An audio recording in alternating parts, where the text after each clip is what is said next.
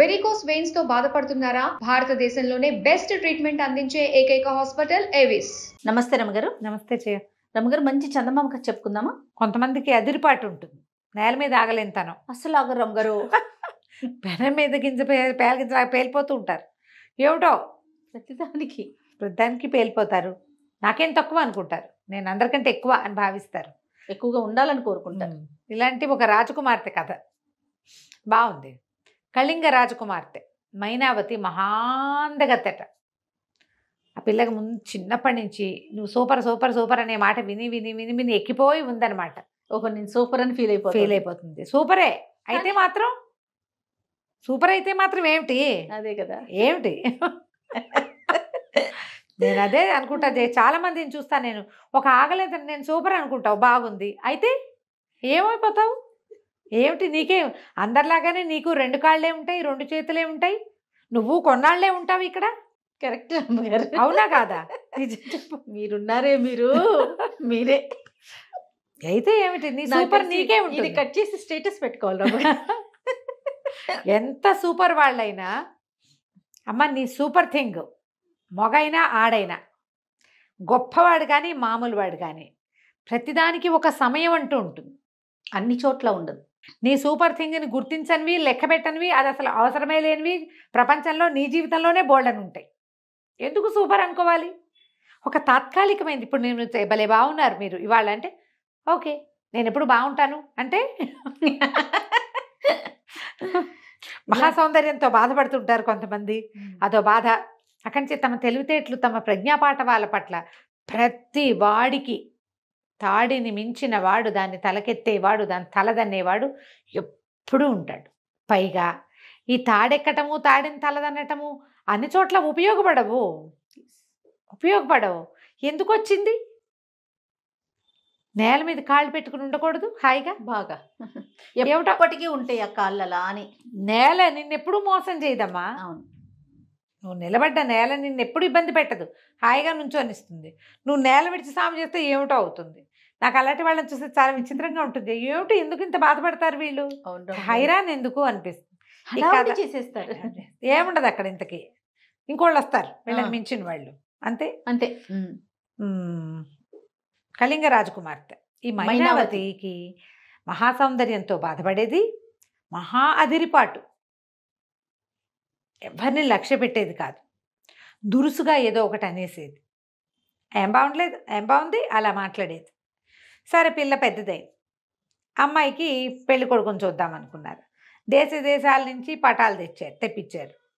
వాడు ఎర్రగా కందగడ్డలా ఉన్నాడంటుంది, వీడి చెవులు పిల్లిలా ఉన్నాడంటుంది, వాడు అలా ఉన్నాడంటుంది, వాడు గుండ్రంగా కాస్త బొద్దుగా ఉంటే పొన్నకాయ అంటుంది, సన్నగా ఉంటే ములక్కాయ అంటుంది. ఆవిడిష్టం. అయితే రాజుగారికి విసుగు పెట్టింది, పటాలు వద్దులే, మనకెట్లాగూ స్వయంవరం ఉంది, స్వయంవరం పెట్టిద్దాము, పిల్ల తనే సెలెక్ట్ చేసుకుంటుంది పోని అని స్వయంవరం చాటించాడు. ఈమె మహాసౌందర్యాన్ని విని ఉన్నటువంటి చుట్టుపక్కల రాజ్యాల వాళ్ళందరూ, రాజకుమారులంతా తరలొస్తే పిల్ల ఇవాళ పెళ్లి చేసుకోవాల్సిన రోజు కదా, తల వంచుకుని ఉండవలసిన రోజు, కానీ ఎత్తి చూడాలి. ఇది ఏమంటారు, స్వయంవరం, అమ్మాయే చూసుకోవాలి. చూసిన ప్రతి వాళ్ళని చూసి పెదవి విరిచేసింది. ఎవరు నచ్చల. వాడు లావని, వీడు నల్లగా ఉన్నాడు, వీడు పొట్టిగా ఉన్నాడు, వాడు పొడుగ్గా ఉన్నాడు, మరి ఇంతున్నాడేమిటి, ఇంత పర్సనాలిటీ ఏం చేసుకుంటామని ఇలాగాని అని అని చివరికి ఒక రాజకుమారుడు చక్కగా ఉన్నాడు. వీళ్ళ పక్క రాజ్యం వాడే, ఎంత బాగున్నాడో. కానీ అమ్మాయి ఆగలేంతనం కదా, పెనం మీద పేలగింజ. చూసి మీసాలు పోతల్లే ఉన్నాడు, ఇంత పెద్ద పెద్ద మీసాలనే నాకు వద్దంత. రాజకుమారులంతా వెళ్ళిపోయారు. కళింగరాజుకి విపరీతంగా కోపం వచ్చింది కూతురు మీద. కోపం వచ్చి, మీకు ఇంత అదిరిపాట, ఇంతమంది 50-60 మంది రాకుమారులు వస్తే వాళ్ళందరినీ చూసి మనిషికి ఒక పేరు పెడితే, నీ పొద్దున తెల్లవారేసరికి వాకిట్లో ఒక బిచ్చగాడో గాయకుడో ఎవడొస్తాడో వాడితోటే నీ పెళ్ళి. చాయిస్ అయిపోయింది, నీకు అవకాశాలు 2 సార్లు ఇచ్చా, నువ్వు ఉపయోగించుకోవాలా వాటిని అని చెప్పి ఖచ్చితంగా చెప్పేశాడు. రాత్రి అయితే అందరూ తెల్లబోయి ఉన్నారు, ఏమవుతుందో తెలియక. మర్నాడు పొద్దునే ఒకడు వాకిట్లో నిలబడి పాటలు పాడడం మొదలుపెట్టాడు. బిచ్చగాడు పొద్దునే పాటలు పాడతారు కదా, వస్తారు బిచ్చమాడుకోవడానికి రారు. ఆ వచ్చిన బిచ్చగాడు పెద్ద బవిరిగడ్డం, గడ్డపువాడు ఒకడు, సంగీతం ఏదో పాడుతుండేసరికల్లా సైనికులు పోయి బాబు లోపల రా అని పిలుచుకొస్తే ఈ లోపల రాజపురోహితులు వచ్చి రాకుమార్తెని పిలిపించి మంత్రాలు చదివి తాళిగట్టిచ్చేసాడు. అన్నంత పని చేసేసాడు.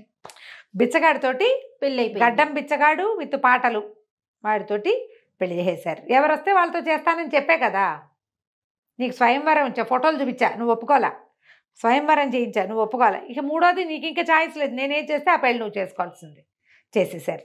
ఈ పిల్ల లబో దిబోమని ఏడ్చింది, గోల పెట్టింది, అరిచింది, ఎవరు వినలా ఒక్క మాట కూడా. అక్కడి నుంచి ఏం చేశారు, ఆ బిచ్చగాడికి 5 రూపాయలు చేతిలో పెట్టాడు రాజుగారు, 5 వరహాలు. అబ్బాయి ఇగో నీ పెళ్ళం తీసుకుపో, అయ్యో మా ఊళ్ళో ఉండొచ్చు అని పంపించేసి ఏం చేస్తారు, ఆ అమ్మాయిని వెంబడి పెట్టుకుని బయటికి వెళ్ళిపోయాడు. మైనావతి ఏడ్చింది, మొత్తుకుంది, ఇంకేం చేయాలో తెలియలే. కొంత దూరం నడిచారు ఊర్లోంచి. అంత జనం అంతా నోరు మూసుకూరుకున్నారు. ఇంత అదిరిపాటి పిల్లకి ఇదే అవుతుంది. ఎక్కువసేపు ఆ పెన మీద పేలగింజల పేలితే ఏమవుతుంది, చివరికి ఎగిరి పొయ్యిలో పడతారు. అంతే. ఇది పడిపోయింది ఇట్లా. అక్కడి నుంచి తీసుకుపోయాడు. తీసుకుపోతే ఒక పెద్ద అడవి వచ్చింది. కానీ ఈ అమ్మాయికి ఒకటి అర్థమైంది, వీడు బవిరి గడ్డము బండ గొంతు ఉంది, కానీ వీడంత మొరటువాడు కాదు, మనిషిని సుకుమారుడే ఇతను, ఇబ్బంది పెట్టట్లా పెద్దగా. ఫోన్లో ఇది కొంచెంలో కొంచెం నయం అనుకుంది, అంత మోటుగా ప్రవర్తించట్లా. వెళ్తే ఒక అడవిని దాటారు, అడవిలోకి వెళ్ళారు. ఈ అడవి ఎవరిది, ఏ ప్రాంతంలోది అని అడిగితే మన పక్కన రాజ్యం ఉంది కదా, మీసాలు పోతంటారే, ఆ రాజుగారి రాజ్యం ఇది అని చెప్పాడు. ఆ రాజుగారి పాలనలోకి వస్తుంది అని. అక్కడి నుంచి తీసిపోయి ఒక గుడిసెలోకి ప్రవేశపెట్టాడు. ఇదేమిటి ఇక్కడికి తీసుకొచ్చావు అంటే, ఇదే మన ఇల్లు, మా ఇల్లు ఇదే, మనం ఇక్కడే ఉండాలన్నాడు. ఏం చేస్తుంది, ఆ చిన్న పూరు గుడిసెలోకి ప్రవేశించి ఓ చీపురు ఏదో ఉంటే అది పెట్టి అదంతా ఊడ్చి, ఆ పక్కన ఏదో చెరువు ఉంటే ఓ బిందె పట్టుకెళ్ళి అందులో ఇచ్చి నీళ్ళు తెచ్చుకుని కుండతోటి ఇల్లంతా నీళ్లు చల్లుకుని ఇల్లు వాకిలి అంతా మెల్లిగా పొయ్యి వెలిగించి, మరి ఏం చేస్తుంది, ఆకలి కూడా వేస్తోంది, ఎప్పుడో రాత్రి తినది, పొద్దున పెళ్ళయింది, వచ్చేసింది నడుచుకుంటూ. సరే మెల్లిగా అన్నం వండింది, అక్కడ ఏవో బియ్యం పప్పు ఉన్నాయి, వంట చేసుకుంది. సరే అబ్బాయిని తను కూర్చుని అన్నాలు తిన్నాక ఏమన్నాడు, నీకేమైనా పని వచ్చా అంటే నాకేం రాదు అంది. సరే ట్రై చేద్దామని ఏం చేశాడు, ఇంత వెదురు కోసుకొచ్చాడు. వెదురు బుట్టలు అల్లటం నేర్పించాడు. ఇట్లా అల్లాలి, ఇట్లా చీల్చాలి, ఇట్లా బుట్ట అల్లాలని పెట్టాడు. రాకుమార్తె కూర్చుంది, బుట్టలు ఏమల్లుతుంది రాకుమార్తె, చీరి వేళ్ళన్నీ పుళ్ళైపోయినాయి, అన్నం తినేటట్టుగా కూడా లేవు. ఆ అబ్బాయి అన్నాడు, బిచ్చగాడు అన్నాడు, అమ్మాయి నీకు ఈ పని అయ్యేలాగా లేదు, నీ చేతులు బాచిపోయినాయి, ఇక బట్టలు కట్టుకోలేవు, తలకాయ కూడా దూకోలేవు, ఓ పని చేయి, పక్కన ఎవరో కుండలు చేసేవాళ్ళు ఉన్నారు, కుండలు తెచ్చిస్తాను, మరి కుండలు అమ్ముదువు కానీ, కూర్చుని చేసే పనే కదా, నువ్వు కుండలు చేయక్కర్లా, కుండలు నేను తెచ్చి పెడతానని ఓ 50 కుండలు ఒక బండి మీద వేసుకొచ్చాడు. అక్కడి నుంచి ఏం చేశాడు, ఊళ్ళోకి రాకుమార్తెని తీసుకుపోయి ఓ చోట చాపరిచి ఇక్కడ కుండలు అమ్ముకురా అని చెప్పి వెళ్ళిపోయాడు. ఆ అమ్మాయి ఆ బండి, తోపుడు బండి తాకొచ్చి అక్కడ పెట్టాడు. ఆ బండి మీద ఉన్నవన్నీ ఆ చాప చక్కగా పరిచి కుండలన్నీ పెరిచి గడ్డం కింద చేయబెట్టుకుని కూర్చుంది. ఎవరైనా వస్తారేమని 2 కుండలు కూడా అమ్మలేదు. కానీ ఈ లోపల పెద్ద గుర్రపు రవ్వుతో ఒకడు వచ్చాడు, గుర్రం వేసుకుని. వాడేం చేశాడు, ఈ కుండల మీదకి పోనిచ్చి కుండలన్నీ తొక్కేశాడు. అది నష్టమే. నష్టం. ఈ అమ్మాయి కుండలు చేసిన వాళ్ళు ఏం చేయాలి, కుండలు పెట్టుకున్న వాళ్ళు కుండలు వెనకాల కూర్చోకూడదు, కుండలకి ముందు నుంచోవాలి, ఎవరైనా వస్తే మీద పడిపోకుండా. ఈ పిల్ల ఎక్కడో చోట కూర్చోవడం అలవాటైన పిల్ల పోయి వెనకాల కూర్చుంది, కుండలన్నీ వదిలిపోయినాయి. నువ్వు చెప్పలేదుగా అన్నాడు ఆ గుర్రపు రవ్వుతో. ఏం చేస్తుంది, వాడు శస్త్రాన్ని అవి పెట్టుకుని సైనికుడు, వాడిని ఏమంటుంది, బిక్కమొహం వేసుకుని సాయంత్రం చాప చోటు సంకలో పెట్టుకుని ఇంటికి వచ్చింది. ఏవి డబ్బులు అన్నాడు. ఏం చేయను, మొత్తం అన్నీ పగిలిపోయినాయి, ఇట ఎవరో తవ్వేశారు, తన్నేసేసాడు అంటే. సరే ఏమన్నాడు, సరే నీకు ఈ పని వల్ల కావట్లేదు, పోనీ ఏదో కొంచెం వంట వచ్చింది కదా, నీకు వచ్చు కదా, వండుతున్నావు కదా, రాజుగారి వంటశాలలో ఏదో ఒక పని చేద్దు కానీ అని చెప్తే బిక్కమొహం వేసుకుంది. ఇది ఈ రాజ్యం ఎవరిది, తను వద్దనుకున్న మీసాల పోతు రాజుది. ఓహోహో, వాళ్ళ వంటశాలలో పనిచేయటం ఏమిటి నేను, కానీ మరి నాకు ఇంకో దిక్కేది, నాన్న లేడు, ఇల్లు వాకిలి లేవు, రాజ్యం లేదు, భోజ్యం లేదు, వీడెవడో బిచ్చగాడు మొగుడు. సరే తీసుకుపోయి నాకు అక్కడ వంట వాళ్ళు చాలామంది తెలుసు, అక్కడ పెట్టిపిస్తానన్నాడు. సరే లోపల వెళ్ళింది. అక్కడ కూరగాయలు తరగటము అట్లా వంగి పని చేయటం మెల్లిగా మొదలుపెట్టింది. రోజు సాయంకాలం అయ్యేసరికల్లా ఏవో భక్ష్యాలు అవి ఇవి ఇచ్చేవాళ్ళు, అవి ఫోన్లో మూట కట్టుకుని కొంగులో ఇంటికి తీసుకొచ్చేది, భర్తకు పెట్టేది. 10 రోజులు ఏమో గడిచింది. 10 రోజుల తర్వాత పెద్ద పెళ్లి సన్నాహం జరుగుతోంది. ఎవరిదో పెళ్ళి, ఆ మీసాలు పోతుందే పెళ్ళో ఎవరిదో తెలీదు, కానీ పెళ్లి సన్నాహం జరుగుతుంది. బోల్డ్ పిండి వంటలు ఉండేరు. అక్కడి నుంచి వంట చేస్తున్న ఒక అతను ఉన్నాడు లోపల. అతనికి ఈ అమ్మాయి సహాయంగా ఉందన్నమాట.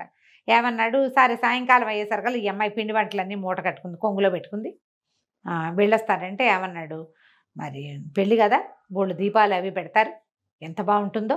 చాలా విద్యుత్ దీపాలు అవి అలంకరిస్తారు. చూద్దాం రా, చూసాక వెళ్ళొచ్చులే, ఏమంత చీకటి పడిపోయింది, రా అని మామయ్యని వెంబడబెట్టు తీసుకెళ్ళాడు.